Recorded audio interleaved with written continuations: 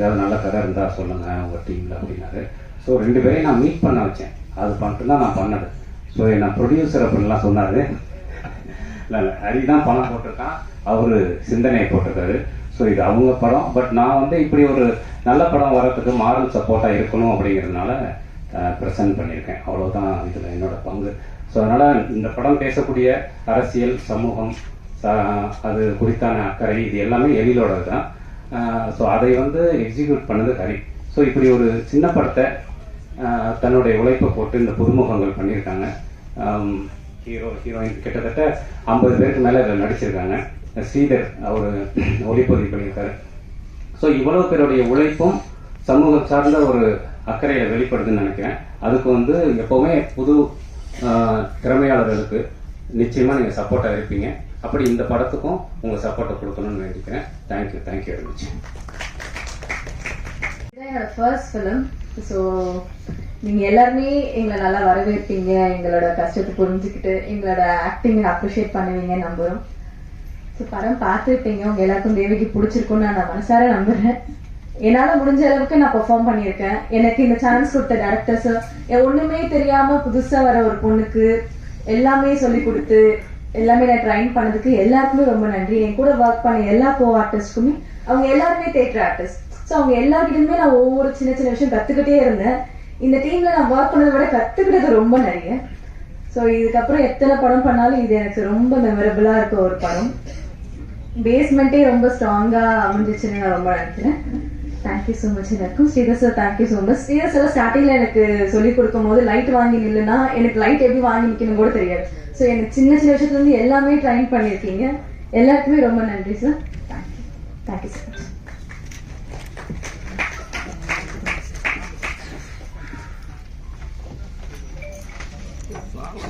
எடிட்டை handle பண்ணியிருக்கேன். First நம்ம என்னென்னமோ பண்ணணும்னு நினைப்போம், ஆனால் அது வந்து அமையணும், தானாக அமையும். சம்டைம்ஸ் நம்ம என்ன தான் ட்ரை பண்ணாலும் சம்டைம்ஸ் தானாக அமையும். அப்படி ஒரு டைமில் வந்து ஸ்ரீதர் சார் தான் இந்த படத்துக்கு எனக்கு ரெஃபர் பண்ணார். திடீர்னு ஃபோன் பண்ணி இந்த மாதிரி ஸ்பாட்டு ஒர்க் பண்ணோம் வாங்க அப்படின்னு சொன்னாங்கன்னா, சரி ஒர்க் பண்ண போகிறோம் அப்படின்னு சொல்லிட்டு தான் நம்ம போனோம். அங்கே போனால் டோட்டலாக அது வேறு மாதிரி இருந்தது. ஸோ கரும்பு தோட்டத்துக்குள்ளே ஃபஸ்ட் டேவே இறக்கி விட்டாங்க. ஸோ லேப்டாப்லாம் பயங்கர ஹீட்டு, ஃபுல் ஹீட்டில் தான் ஒர்க் பண்ணியிருந்தாங்க. ஸோ இப்படிப்பட்ட ஒரு அவுட்புட் வரும் அப்படின்றது உங்களுக்கு பிடிச்சிருக்கும்னு நினைக்கிறேன் படம். பட் ஆனால் எனக்கு ஃபஸ்ட்டு நான் போய் ஃபஸ்ட் டேலேயே நான் ஸ்பாட்டில் ஒர்க் பண்ணும்போது இந்த கதை ஒரு இவ்வளோ இம்பேக்ட்ஃபுல்லாக வரப்போகுதுன்ற ஒரு வைப்ரேஷன் எனக்கு அங்கேயே தோணிச்சு. ஸோ ஸ்ரீதர் சாருக்கு என்னுடைய நன்றி. இப்படிப்பட்ட ஒரு படைப்பில் எனக்கு ஒரு சான்ஸ். ஏன்னா சில பேரால் சிலது நடக்கும் அப்படின்றது தான் சினிமாவில் கான்செப்ட். எங்கேயுமே என்ன நானே உருவாக்கிக்க முடியாது இதில். ஸோ அதுக்கு ஸ்ரீதர் சாருக்கு ரொம்ப நன்றி. அப்புறம் வந்து இப்படிப்பட்ட ஒரு படைப்பு, இப்படிப்பட்ட ஒரு எழுத்து, இப்படிப்பட்ட ஒரு மூளை எழில் பெரியவடி சாருக்கு என்னுடைய மனமார்ந்த நன்றி. ஏன்னா அவர் கூட ஒர்க் பண்ணும்போது அவருக்கு நாளைக்கு பார்த்துக்கலாம் இந்த மைண்ட் செட் எதுவுமே இருக்காது. இப்போ பண்ணிடலாம் சார், அது எல்லா டிபார்ட்மெண்ட்டும் சரி இப்போ பார்த்துட முடியுமா, இப்போ பார்த்துக்கலாம், அந்த இப்போன்றதுல ரொம்ப கான்ஷியஸாக இருக்கிற ஒரு ஆள், ரொம்ப ரொம்ப எனர்ஜெட்டிக்கான ஒரு பர்சன். அந்த மூளைக்கும் அந்த எழுத்துக்கும் நான் கெடுக்காமல் இருக்கணுன்றதுல ரொம்ப கான்ஷியஸாக இருந்தேன். அதனால தான் நிறைய நம்ம எடிட் பண்ணும்போதும் ராஜமுருகன் சார் என்ன சொல்லுவாருன்ட்டு ஒரு மைண்ட் செட்லேயே நான் இருந்தேன். அப்புறம் அவர் வந்து நிறைய விஷயங்கள், நிறைய லேயர்ஸ் ஒர்க் பண்ண அது ஷைன் ஆகும் போது ரொம்ப ஹாப்பியாக இருந்தது. ஆனால் ஒரே ஒரு விஷயம் மட்டும் எனக்கு மைண்ட் செட்டில் இருந்து, இந்த கதையை எக்காரணத்து கொண்டும் நம்ம சின்ன பையன்றனால நம்ம சின்ன பையன் பண்ணிட்டான்ற ஒரு விஷயம் வரக்கூடாது அப்படின்றதுல ரொம்ப கான்சியஸாக இருந்தேன். ஸோ அதனால நிறைய ட்ரை பண்ணிகிட்டே இருந்தோம். ஸோ ரொம்ப நன்றி சார், இப்படிப்பட்ட ஒரு படைப்பில் நீயும் ஒரு அங்கமாக சேர்த்து நடிக்கு. படத்தில் நடித்த எல்லா ஆர்டிஸ்ட்டுமே பயங்கரமான ஹார்ட் ஒர்க் போட்டிருக்காங்க. நீங்கள் பார்த்ததை விட பல மடங்கு வந்து ஸ்பாட்டில் இருந்தது. ஸோ இப்படிப்பட்ட படம் கரெக்டாக போய் சேர்க்கறது உங்களுடைய ஒரு ஒரு ஒரு நல்ல இன்டென்ஷனாக இருந்ததுன்னா நல்லாயிருக்கும்ன்ட்டு என்னோட நம்பிக்கை. ஹரிபுரக்கும் ராஜமுருகன் சாருக்கும் ரொம்ப நன்றி. அப்புறம் வந்து இந்த படத்தில் வந்து இவ்வளோ காலங்களில் இவ்வளோ மாதங்களில் என் கூட வந்து இருக்கும்போதும் இல்லாத போதும் எல்லா சுச்சுவேஷன்லேயும் என் கூட இருந்த என்னுடைய அசிஸ்டன்ட் டீம் ஸ்ரீஜெய் அண்ட் சித்தார்த்துக்கு ரொம்ப நன்றி. அப்புறம் வந்து எல்லா சூழ்நிலைகளையும் எந்த சுச்சுவேஷனும் இந்த டெக்னீஷியனாக மாற்றிடலாம் அப்படின்ற சுச்சுவேஷன் எதுவுமே கிரியேட் ஆகாமல் என்னை பாதுகாத்த என்னுடைய இயக்குனருக்கு ரொம்ப நன்றி. அப்புறம் இதில் நடித்த எல்லாருக்குமே ரொம்ப சப்போர்ட்டிவாக இருந்த ப்ரொடியூசருக்கும் ரொம்ப நன்றி. அதுக்கப்புறம் இந்த படத்தில் வந்து எல்லா சுச்சுவேஷன்லேயும் ட்ராவல் பண்ண ராம், சில பேர் இருப்பாங்க ப்ராஜெக்டில் இருக்க மாட்டாங்க, ஆனால் அசிஸ்டன்ட் டைரக்டர் ராம் வந்து இப்போ வரைக்குமே ஓடிட்டு தான் இருக்கிறாரு. அவருக்கும் இந்த நேரத்தில் ரொம்ப நன்றி நான் தெரிவிச்சுக்கிறேன். ஸோ இந்த மாதிரி ஒரு அழகான ஒரு படைப்பை வந்து எந்த மிஸ்டேக் இருந்தாலும் அது ஓகே, நீங்கள் அப்ரிஷியேட் பண்ணுங்கள். ஆனால் நல்ல விஷயங்களை கொஞ்சம் நீங்கள் கொடுத்தீங்கன்னா இந்த மாதிரி படங்கள் கொஞ்சம் நல்லா வரும்ட்டு நான் நம்புகிறேன். ரொம்ப நன்றி. Thanks for everything. அனைவருக்கும் வணக்கம். முதல்ல ப்ரெஸ்ஸுக்கும் மீடியாவுக்கும் நாங்கள் நன்றி சொல்லிக்கிறோம். இது வரைக்குமே எங்கள் எல்லாருக்கும் ரொம்ப சப்போர்ட் பண்ணியிருக்கீங்க, எங்கள் டீமுக்கு சப்போர்ட் பண்ணியிருக்கீங்க. இது என்னோட 3வது படம். நான் ஹீரோ ஆகிறதுக்கு முயற்சி பண்ணி வாய்தா, முந்திரிக்காடு அதெல்லாம் நடிச்சிட்டு இருந்தேன். ராஜமுருகன் அண்ணன் வந்து எனக்கு வந்து அண்ணன், அவர் வந்து கைடு. அவரோட ஆஃபீஸ்க்கு போகும்போது தான் எழில் சாரை நான் வந்து மீட் பண்ணேன். அவர் வந்து இந்த கேரக்டர் வந்து பண்ணிப்பாரு அப்படின்னாரு. எனக்கு ஃபஸ்ட்டு ரொம்ப பயமாக இருந்தது வில்லனாக நடிக்கிறதுக்கு, எப்படி நம்மளால் பண்ண முடியுமா அப்படின்னு தெரியல. அப்புறம் எழில் சார் ஒரு நாள் ஸ்கிரிப்ட் படிக்க சொல்லிட்டு அப்புறம் வந்து நடிச்சு காமிச்சார். இப்போ படம் பார்த்துட்டு எல்லாருமே வந்து ரொம்ப பாசிட்டிவாக சொல்கிறாங்க, நல்லா நடிச்சிருக்க, அந்த கன்னட மொழி வெறியனாவே வாழ்ந்திருக்க அப்படிலாம் சொல்கிறாங்க. அந்த கிரெடிட் முழுக்க வந்து அவரோட ஸ்கிரிப்டுக்கும் அவர் உருவாக்குன அந்த பாடி லாங்குவேஜுக்கும் அவர் சொல்லிக் கொடுத்த ஆக்டிங்க்கும் தான் வந்து அது போய் சேரும். இதை ரொம்ப அழகாக வந்து ஸ்ரீதர் சார் வந்து படம் பிடிச்சிட்டாரு. ஸ்ரீதர் சார் வந்து கிட்டத்தட்ட எனக்கு வந்து பிரதர் மாதிரி ஆகிட்டாரு. ஷூட்டிங் ஸ்பாட்டில் நானும் அவர் தான் நிறைய ஸ்பெண்ட் பண்ணோம். அப்புறம் ஒரு மாதம் எங்களுக்கு வந்து திருவண்ணாமலையில் ஒரு வீடு ரெண்ட் எடுத்து எங்களுக்கு வந்து ரிஹர்சல்ஸ் கொடுத்தாங்க. அறிவு, சுகுமார் அவங்க 2 பேரும் வந்து NST, Pondicherry university drama scholars, அவங்களுக்கும் இந்த நேரத்தில் நன்றி சொல்லிக்கிறேன். அப்புறம் ஹீரோயின் வந்து கிளைமேக்ஸில் ரொம்ப கஷ்டப்பட்டு நடித்தாங்க. டைரக்டர் வந்து காம்ப்ரமைஸே ஆக மாட்டார். சில நேரத்தில் வந்து அவங்கள அடிக்கிற இடம்லாம் வரும், எனக்கே வந்து மனசு ரொம்ப கஷ்டமாக இருக்கும், அடிக்கணுமா அப்படின்னு சொல்லிட்டு அவர் அடிச்சிட்டு சொல்லுவார். அதெல்லாம் வந்து பொறுத்துட்டு ரொம்ப இப்படி ஒரு கேரக்டராக அந்த கிளைமேக்ஸை வந்து வேற யாராவது பண்ணுவாங்களா அப்படிங்கிறது எனக்கு கொஞ்சம் சந்தேகம் தான். அது ரொம்ப நல்லா பண்ணியிருக்கீங்க. அதே மாதிரி ஹீரோவும் வந்து எனக்கு வந்து பிரதர் மாதிரி ஆகிட்டார். ஏன்னா நாங்கள் ட்ராவல் பண்ணது வந்து ஒரு 2-3 வருஷம் கிட்டத்தட்ட நாங்கள் ட்ராவல் பண்ணிகிட்டே இருந்தோம். அப்புறம் வந்து நம்ம ஆர்ட் டைரக்டர் சார், எடிட்டர் சாம், அப்புறம் ஃபைட் மாஸ்டர் இங்கே இல்லை, எல்லாருக்கும் நன்றி சொல்லிக்கிறேன். அப்புறம் ஜெய்க்கும் எனக்கும் வந்து போட்டியே வந்துருச்சு, யார் சூப்பராக நடிக்க போகிறோம் அப்படின்னு சொல்லிட்டு. அந்த போட்டி வந்து உருவாக்குறது வந்து டைரக்டர் தான். அவர்கிட்ட போய் சொல்லுவார் புகழ் சூப்பராக நடிப்பான் அப்படின்னு சொல்லுவார். என்கிட்ட வந்து சொல்லுவார் ஜெய் வந்து மிரட்டுவான், நல்லா வந்து பக்கத்துலேயே போக முடியாது அப்படின்னு சொல்லுவார். போட்டு நாங்கள் நடிச்சிருக்கோம். சின்ன பசங்க தான், எந்த அளவுக்கு நாங்கள் வந்து பெர்ஃபார்ம் பண்ணியிருக்கோம் அப்படிங்கிறத நீங்கள் தான் ஜட்ஜ் பண்ணணும். இதில் வந்து பெரிய இழப்புகள் நடந்தது. குரு அண்ணன் வந்து இருந்தார், அவர் இப்போ இல்லை. அதே மாதிரி வந்து எங்கள் கூட ஒர்க் பண்ண ஸ்ரீதர் சார், அவரும் இல்லை. அது வந்து அவங்க 2 பேரும் நாங்கள் வந்து ரொம்ப மிஸ் பண்ணுறோம். ஸோ எங்கள் டீம், சின்ன டீம், ஒரு சோல்ஃபுல்லான, ஒரு ட்ரூத்ஃபுல்லான ஒரு படத்தை கொண்டு வந்து உங்கள் முன்னாடி கொடுத்துருவோம். இதை வந்து கொண்டு போய் சேர்க்கறது உங்கள் கையில் மட்டும்தான் இருக்குது, உங்களால் மட்டும்தான் முடியும். அதை நீங்கள் வந்து கண்டிப்பாக எங்களுக்காக பண்ணி கொடுக்கணும் அப்படின்னு சொல்லிட்டு ஒரு பெரிய கோரிக்கையை வச்சு நன்றி சொல்லிக்கிறேன். யாராவது விட்டுருந்தா ரொம்ப சாரி. அசிஸ்டன்ட் டைரக்டர்ஸ் ராம், முகில், எழில் எல்லாருக்கும் வந்து நன்றி சொல்லிக்கிறேன். அப்புறம் மியூசிக் டைரக்டர் ஷான் சார் ரொம்ப நல்லா போட்டிருக்காரு. எனக்கு ஸ்பெஷலாக தீம்லாம் போட்டுருக்கிறதா சொன்னாங்க, அதெல்லாம் வந்து எனக்கு ரொம்ப சந்தோஷமாக இருந்தது. ஸோ எல்லாருக்கும் நன்றி சொல்லிக்கிறேன். நன்றி. இயக்குனர் சார் எல்லாருக்கும் வணக்கம். ஃபஸ்ட்டு நான் எங்கள் டைரக்டருக்கு வந்து பெரிய நன்றி சொல்லிக்கிறேன். ஏன்னா அவர் இல்லைன்னா இந்த இடத்துல வந்து நின்று இருக்க முடியாது. அவருக்கு வந்து பெரிய நன்றி. அதுக்கப்புறம் என்னுடைய ஃபேமிலி, எப்போதுமே என்னுடைய ஆசைக்கு வந்து அவங்க வந்து தடையாகவே இருந்ததில்லை. என்னுடைய ஃபேமிலிக்கு வந்து பெரிய நன்றி சொல்லிக்கிறேன். அதுக்கப்புறம் என்னுடைய உதவி இயக்குனர்கள், அவங்க இல்லைன்னா இந்த படம் இன்னைக்கு வந்து எங்கள் பராரின்னு ஒரு போர்டு இருந்திருக்காது. எழில், குரு ராமையன், வெங்கட், முகில், கௌரி ஜெயவேல், அவங்க இல்லைன்னா இந்த படம் வந்திருக்காதுங்க. அதுக்கப்புறம் இந்த கதையை நான் வந்து ஜிப்சி டைம்லேயே வந்து எழுதிட்டேன். அந்த படம் முடியும் போது நான் இந்த கதையை வந்து நான் எங்கள் இயக்குனர்கிட்ட சொன்னேன். அப்போ சொல்லும்போது வந்து அவர் வந்து என்னென்னா ஒரு 2-3 கம்பெனிகள் எட்டு போய் உட்கார வச்சுட்டு நான் கதை சொல்கிற வரைக்கும் உட்காந்துருப்பார். ஒரு ஆக்சுவலாக ஒரு 3 மணி நேரம் நான் கதை சொல்கிறேன்னா அவர் வந்து வெளியே உட்காந்துருப்பார். அது ஆக்சுவலாக அந்த பாக்கியம் வந்து யாருக்குமே கிடைக்காது. ஒரு மாணவனை வந்து ஒரு 8 விட்டுட்டு அந்த கதை சொல்கிற வரைக்கும் அந்த பொறுமையாக அவங்க என்ன சொல்கிறாங்க அப்படின்னு கேட்டு நான் ஆக்சுவலாக என்னன்னா எல்லாருக்குமே இந்த கதை பிடிக்கும். ஆனால் ஏதோ ஒரு பாயிண்ட்ல வந்து அவங்க சின்ன எல்லாருக்குமே ஒரு தயக்கம் இருந்துச்சு. அப்போ தான் அவரே சொன்னார் ஒரு நாள் வந்து நானே இந்த படத்தை வந்து தயாரிச்சிடறேன் அப்படின்னு சொல்லும்போது அந்த டைம் கோவிட் நிறைய சிக்கல் இருந்ததுனால வந்து அப்புறம் ஹரியை வந்து இந்த படத்தில் வந்து கொண்டுன்னு வந்தார். ஆக்சுவலாக என்னன்னா இதேமாரி ஒரு படம் தயாரித்த ஹரிக்கு வந்து முதல்ல என்னுடைய நன்றியை வந்து தெரிவிச்சுக்கிறேன்.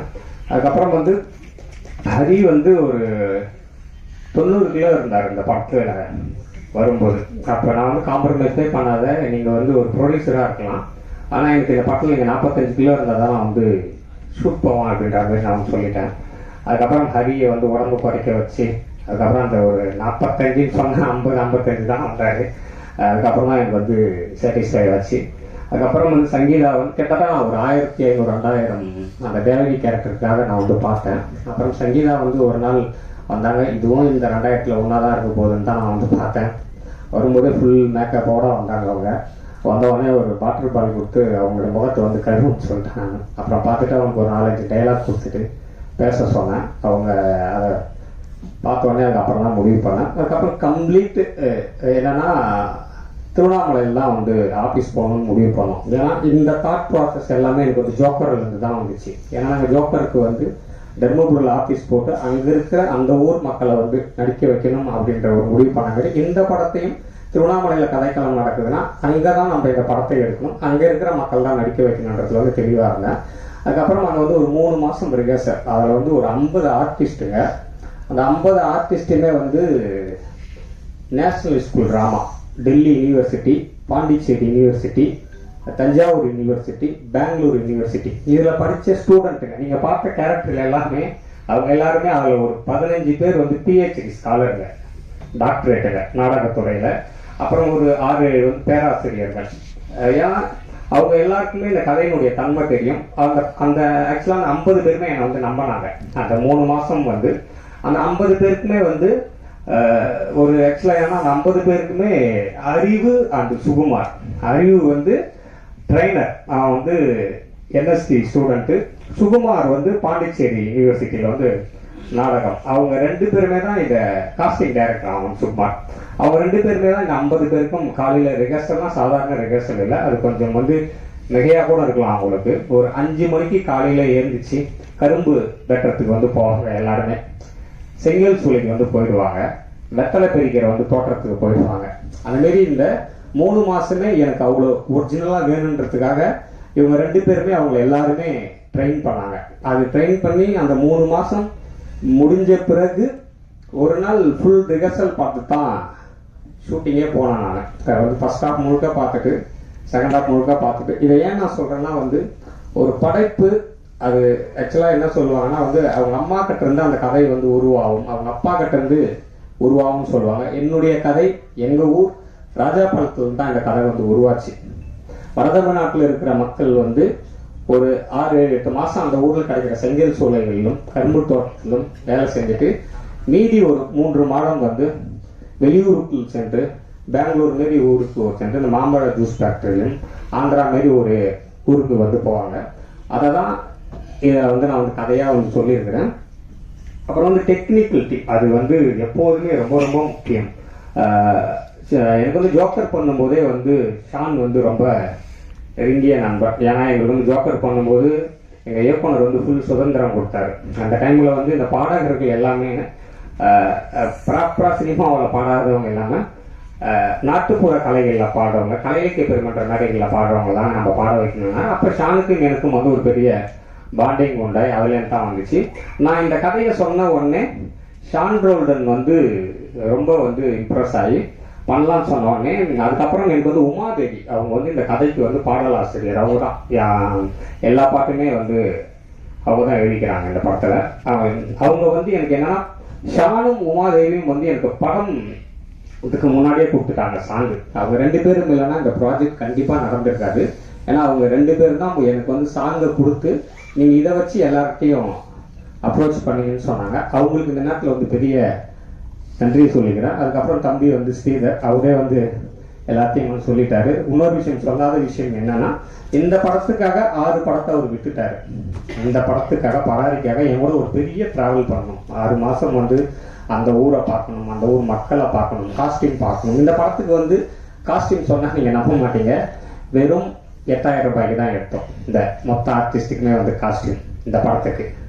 அதனால் இவ்வளோ பெரிய வேலை இருக்குது. அதனால் என் கூட வந்து ஒரு பெரிய ட்ராவல் பண்ணுன்றதுல வந்து ஒரு 6 படத்தை விட்டுட்டு இந்த படத்துக்காக இந்த நிமிடம் வரைக்கும் என்னை வந்து தூக்கி சுமக்கிறதுல வந்து ஸ்ரீதருக்கு வந்து பெரிய படத்து நன்றிலாம் இல்லை. ஏன்னா இது வந்து ஸ்ரீதரோட படம், இது வந்து என்னோட படம்.